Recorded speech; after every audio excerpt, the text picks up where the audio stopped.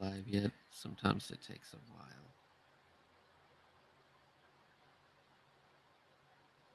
All right.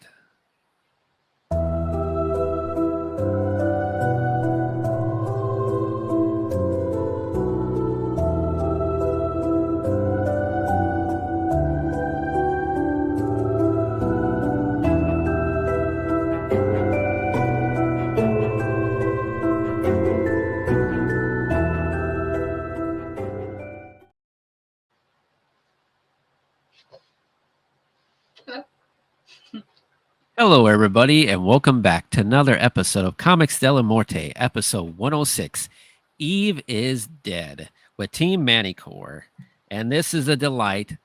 We've had these people on several times. They are friends of the show now and outside, because, I message them outside here and there.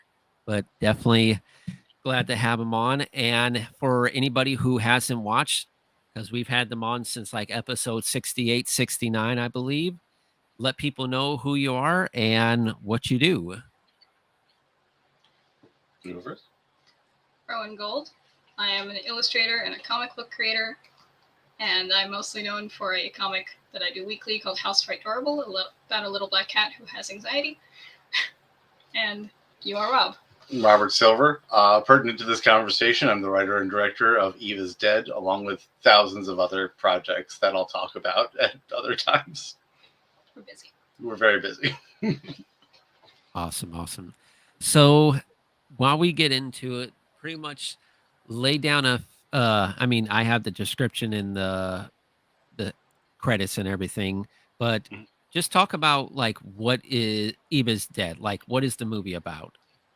So the movie is about, in the most basic terms, it's a man who loses his wife, and while in mourning for her, a mysterious scientist shows up and offers to replace her with a clone. And since that is a very healthy decision to make, everything goes well after that. Chaos ensues. Yeah. Gotcha. So, and for like exactly how long did it take you to like actually come up with this idea and to write it out? The idea was relatively quickly. It was, I probably had the initial idea like the beginning of 2013, end of 2012. I was somewhere, I don't know if you were there yet, but I was talking about how like I'd love to see a movie like this. And someone just turns to me and it's just like, then make it. I'm just like, challenge accepted. And here we are 10 years later, and it's finally like done and out because things happened in the world. Yeah. And I know we were talking about it a little and everything. Like you actually hired really real actors instead of just having friends. Like talked about a little bit about the process of how you went about doing that, and where did you go? Like on what website, or did you go to like a certain place to find them?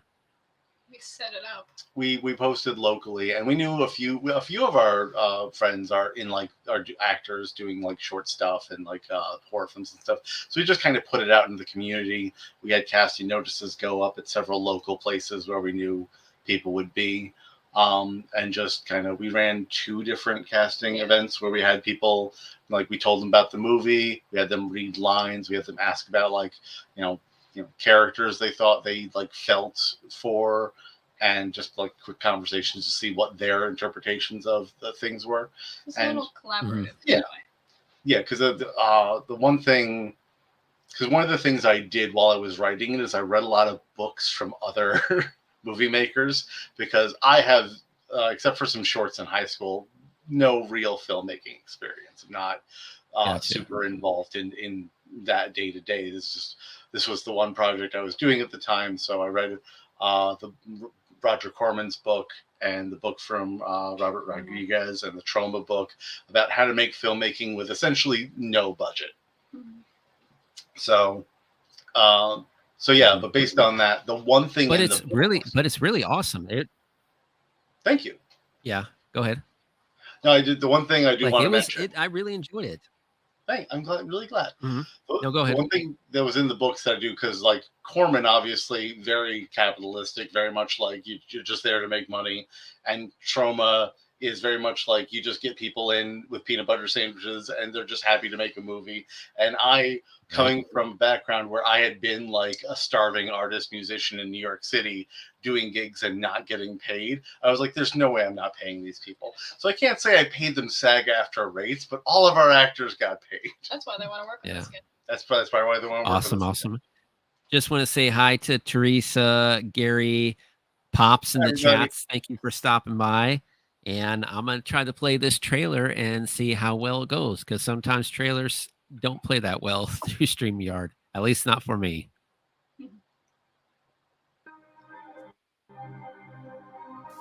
I'm calling about Eve. So sorry, Doug. She's not coming back. I love you. The mind has a beautiful way of filling in the blanks.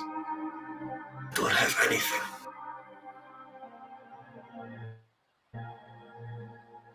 Can I help you? Who is this in the picture? It's my wife, Eve.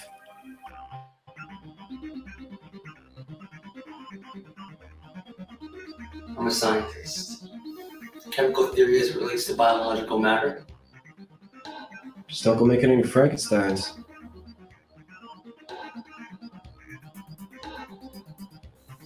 How would you like to get her back?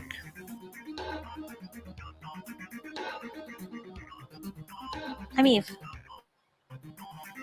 Who's the good doctor growing in fish tanks for you? You are God, you son of a bitch! It can't be put back together. No! Love isn't that simple. You're nothing but a liar. If you can understand a thing, you can manipulate it. Frankenstein was the scientist. So, Douglas, do you want your wife back? Yes.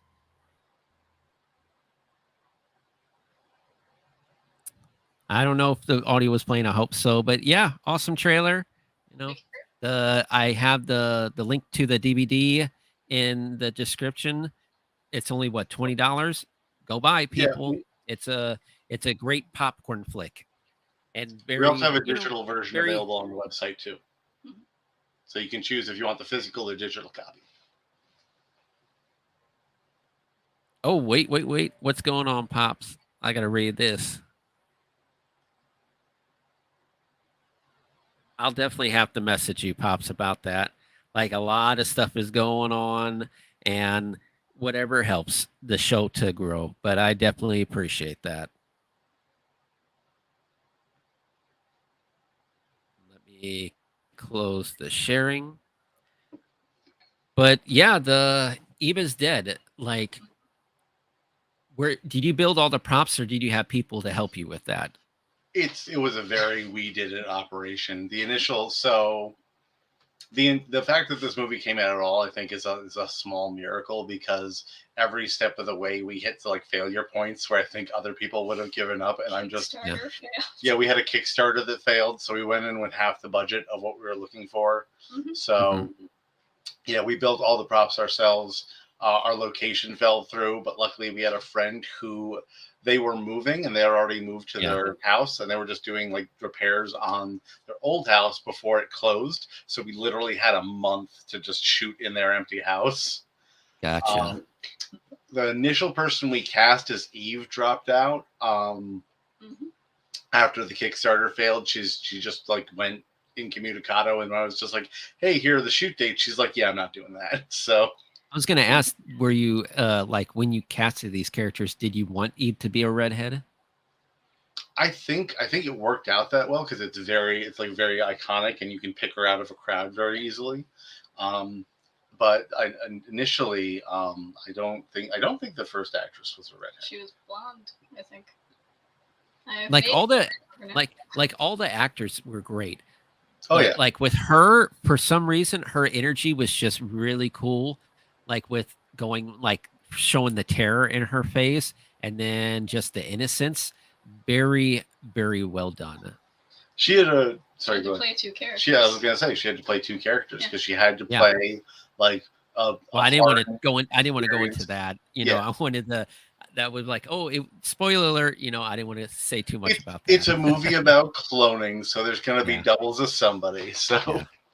Well, yeah, but people could. I didn't want to like, oh yeah, it's a clone, but it's the person like not alive and stuff. I didn't want to go into detail about that. yeah, we don't have to go into like spoilers, but I think the movie is premised on cloning, so we can assume there's doubles of at least one person in there. Yeah, She's and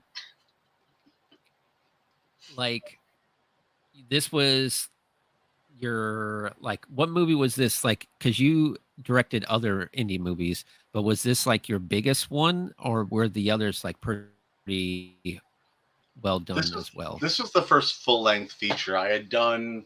So like how long it was? Yeah, this is the first full thing length. Okay. Yeah, this is the first thing that was over like probably 4 minutes. Being generous, like I did a couple of done a couple of comedy shorts and even a couple of like small quick animations. I know you have animation experience, and we have animations in there that Rebecca and I did, so which I think increased the production value because we both have just a little bit of animation experience. So typically in a movie this budget, you wouldn't see animation because it's expensive. I feel need to mention that. Well, tell you what. Oh, like I messaged you when I first watched the first part. I'm like, man, they're making a lot of food. Who's gonna eat all that? But you were saying like the whole crew was eating the breakfast that morning or something like that. I think so. Yeah. I can't remember. Yeah, we just fed the crew. We tried to be like a really nice place to be because like I said, we were paying them, but not a whole lot. So there were snacks and drinks on set, not like adult. Yeah, I was gonna say how did that work? Because I mean, you wrote a movie and you have the clone, and then basically the girl has to be like topless in there. I'm like, I hope she got paid, pretty decent. I don't know how they do that, but So I have a funny story about that day of shooting, which I will now tell you.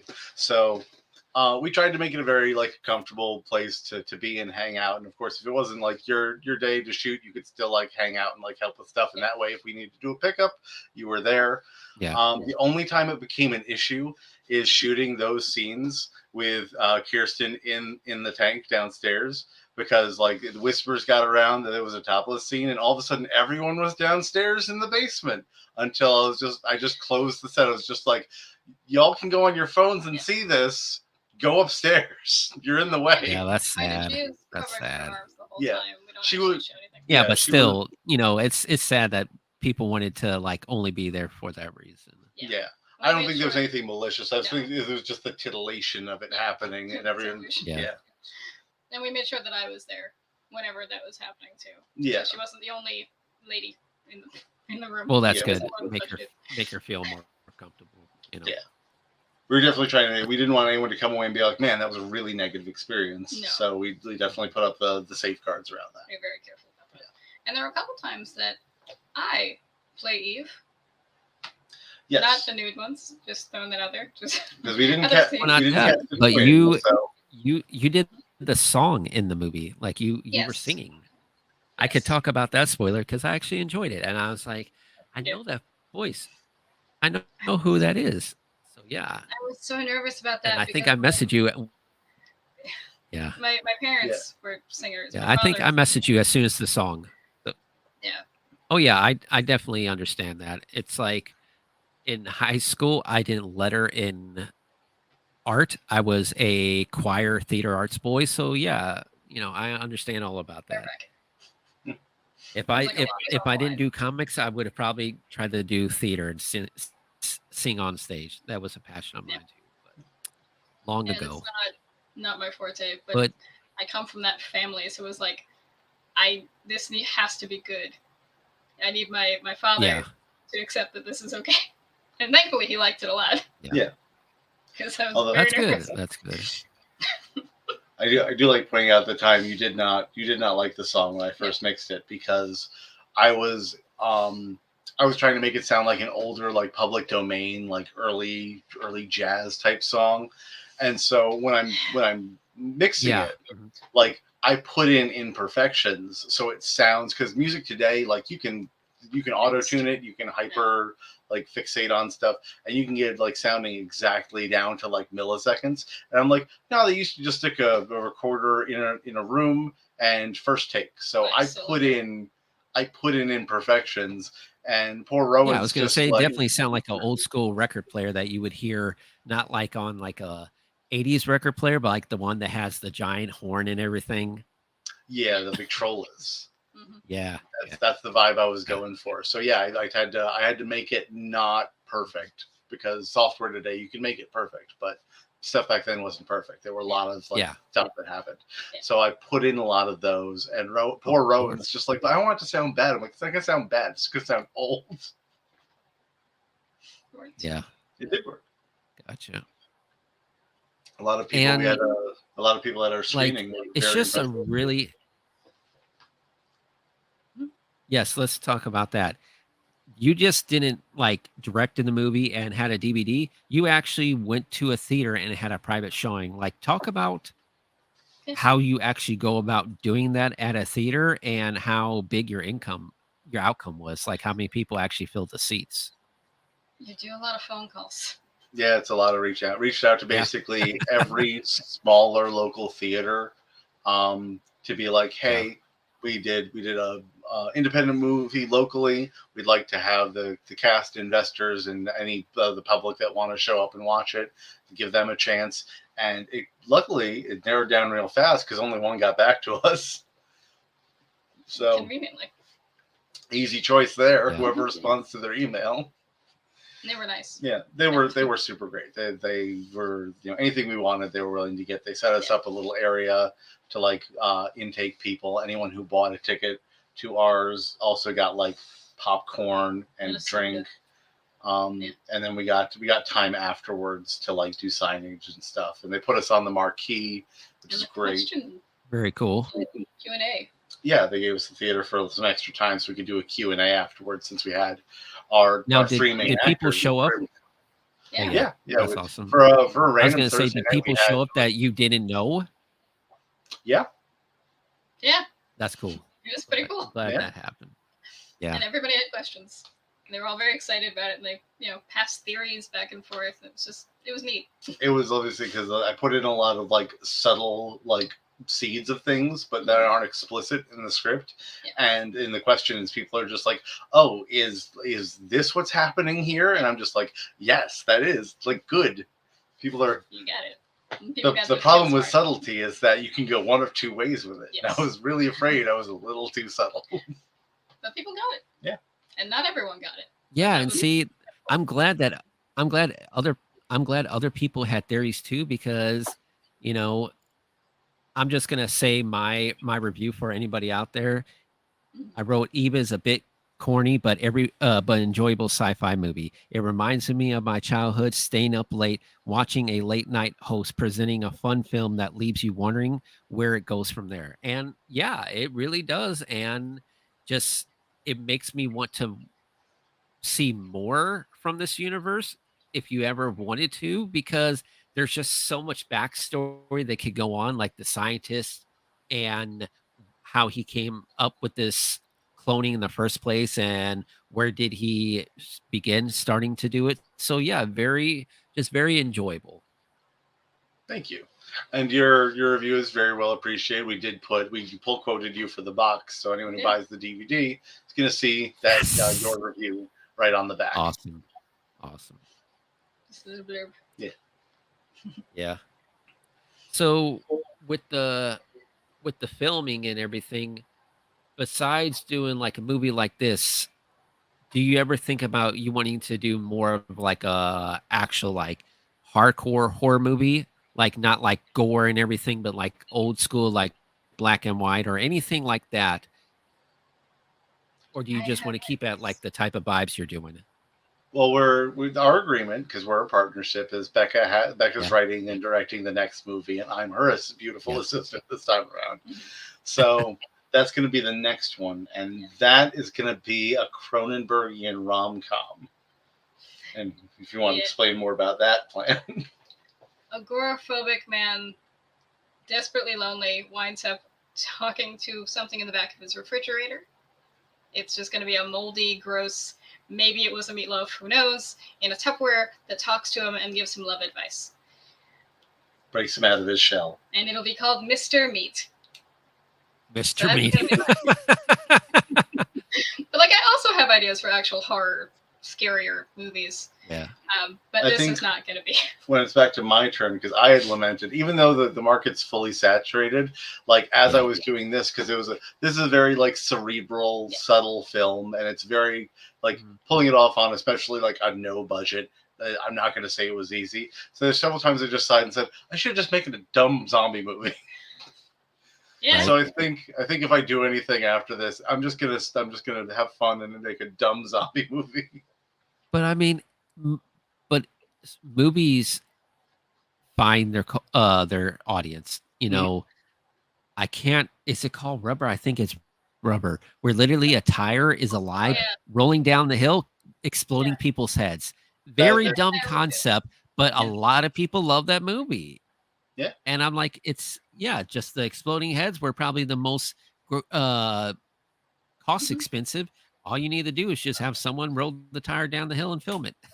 Oh, the shots were very much like it's either like someone rolled from outside the camera, or they only shot like 3/4 of the tire, so there was someone definitely like alongside it with a stick. That's the point of view Right? of tire. Yeah, but Rubber was great. I loved Rubber.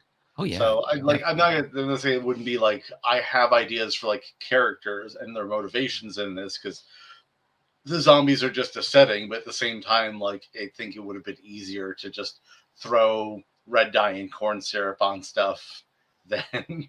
See, but I like that Eve has those characters that wound up like very iconic in their own merit, their own way. No, And I really like how it turned out. Mr. Meat is going to be very character driven, including Mr. Meat himself. Yeah. Because I mean, he has to be character driven, and like I can't wait to see what you guys do with that. Like, are you gonna do it like with a real food, or is it gonna be like claymation? That'll be really interesting to see. But we've got people who make puppets we're going to talk to. Ooh, that's gonna be awesome. awesome. I like puppets. So there's puppets, and then there's the classic art of wet puppets. Yes. And so it needs to be a gooby wet puppet. I want to be real gross looking in there. Looks like Tupperware, and then real gross. Right. I'm already grilled. Have some sticky mayonnaise or something. But that's the next movie. We'll be just back in 10 years promoting that. Right. Actually, we've refined it now. I think we can get down to 5 or 6. So how long did it actually take you? You said you started writing back in 2013, right? Probably early before 2013. we went live, or it probably took for like and you pre-production started filming stuff. Well, no, writing the script took about a year, and then there was about another year of pre-production, and then we shot principal photography in 2015. No, 2014. Because when we got engaged at the end of that, and that would be 2014. So we got married and bought a house all at the same time, not on purpose, and movie at the same time. Yeah. Chaos. That was one of the things that delayed us. Is in 2015, we were supposed to close on the house like half a year before we got married, and it didn't. Like it ended up being the week before we got married. Gotcha. So, and then I had to have all the equipment and stuff, and the Kickstarter failed. And then we found. So we had done dailies, but I was like listening to them on headphones on set. And then I got to my home studio where I have much better sound equipment, and the audio we recorded was completely unusable. Wow. I had a stock of music equipment for my time in bands in New York City, and so I'm just like, I already have audio equipment. No, I should have looked into it more, because I could hear cars starting 2 blocks away. When I'm trying to like listen to dialogue, and I'm just like, this is not what it's supposed to sound like. So we had to bring back all of our actors to do ADR. Every single line in the movie is ADR. And every single sound effect. Oh, okay. We also handmade every single sound effect. There's not a single, because that you got to. That's fun. horror stories of people buying bundles and then like someone copyright strikes because of like a footstep, and I'm just like, I'll just record footsteps. So that process took a while. Some of them are my footsteps, wearing different shoes to be different people. Yep, we took a lot of footsteps on And different surfaces. like, what cameras did you guys use to shoot it? Oh, we have them. Most of it was shot on Canon DSLRs. Yeah. We did have some pickups Okay. on the Panasonic. Yeah. We had a Panasonic handheld because it's like, again, we like picked up our equipment in like late 2013, 2014. It's a decade later. So as we're making the movie, technology is improving drastically. Oh yeah. Yeah, some cell phones are like crazy out there. I'm like, Yeah, by the time we were like, what was it? Even Tim Burton is just shooting on iPhones now. yeah, I have crazy. Yeah, And yeah, somewhere exactly. Quentin Tarantino Animation. sheds a single tear Right? because he's a story. He loves film. Yeah. Yeah. it's fair. So, with the filmmaking and everything, do you feel like you ever wanted to just focus on this as your main like passion, or it's like comics are still my go-to passion, and this is just something I want to do once in a while for fun? I mean, I can't do one thing.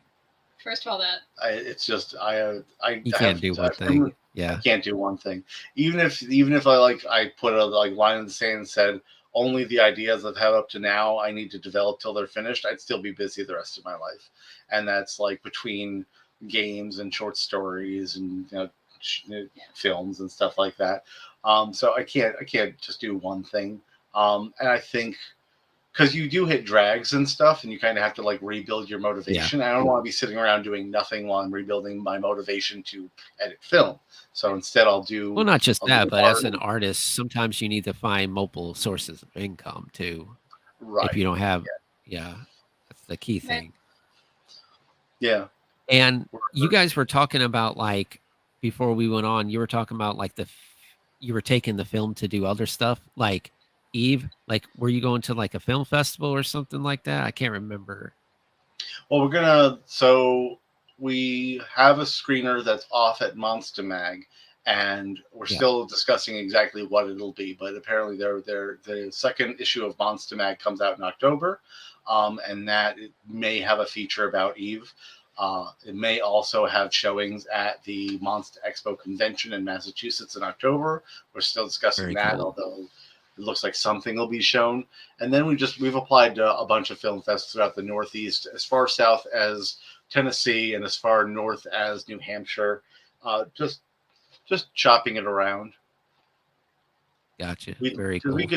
We'd like to get it on. When we first started this project, you could just like as a Johnny off the street, you could just send stuff to Shudder, and now you need a film agent for it. So, Oh yeah. so we're still going through all that, trying to get it on like the streaming services that we love and use, instead of just like I don't just want to throw it on Tubi first thing. but you made the 6-minute one too for shopping around. Right. So we have a super quick edit, just hitting the main points and best shots just to sell it. So that's going around too, and Like we're a just super trailer. seeing what happens. Awesome. Congrats. Thank you. That's really cool. So great to hear how well it's going along, because when you first told me about the movie, I'm like, oh yeah, shoot me something. And then you're like, hey, here's the movie. Watch this. I'm like, oh, awesome.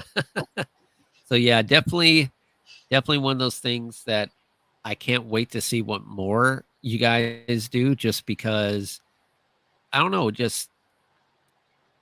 just was well done. And some people, you could tell they just make movies just for a cash cow, but I could tell that you like, okay, this is our money. I want to make sure it's good and not just like be a typical like movie that you're going to see all the time on like streaming services, because that's the problem, that a lot of movies, like it's like, oh, hey, this year a bunch of horror movies are nothing but ghosts. Let's make a ghost movie. You're not like just jumping on the bandwagon for everything. Right. We weren't cash grabbing. We were definitely making a movie that because that's the whole way it started. As I said, I would like to see this movie, and so we stuck to that throughout. So Yeah. despite everything. And Yeah. you didn't do all the Awesome. music. I did not Yeah. do all the music. It's one thing. We were years and years into editing, and the original, like, as the whole thing is like, well, I'm a musician, I'll make the music, and then like I'm still like years in, I'm still putting together like the dialogue and all the sound effects, and it's like another full-time job. And luckily at my day job, I was working with a gentleman who was a very good musician. Yeah, I listened to his stuff, and so I was just like, hey, you're already doing the music, do you want to do music for the movie? And that's how we got Aaron Rhodes involved. You? Yeah. He's a cool guy. Because he thought, I just talked about him at the movie, and he really liked the concept, and he talked to me about like music because he knew like my background in music, so we were like bouncing ideas off each other. And one day I'm just like, if I draft up a script, do you maybe want to do like 6 tracks for the movie? And he was super excited about it. Yeah, really awesome guy. Still to talk to him socially too. So Can you hear me now? I know it's starting to lag for you're me. back. What were you saying? Yeah. What did we miss? All right, good. So yeah, I don't know if you guys want to talk about any more about what you got going on. Yeah, right. I was gonna say I don't know if you guys want to talk about any more about going on. Just people in the description, show support. It's only $20. It's not expensive. I mean, nowadays you go to the movies, you're paying a lot more money just for one ticket. You're buying a DVD that's worth the cause. And a lot of people who's in the audience, they're indie YouTube creators or they're indie comic book artists. And it's just great to show the love and support. Yeah. We very much appreciate it. This is very much a labor of love that took us a long time and a lot of effort. And we're very happy we get to show it to everyone. So thank you. Thank you for your review and watching it. And especially thank you for enjoying it. Yeah.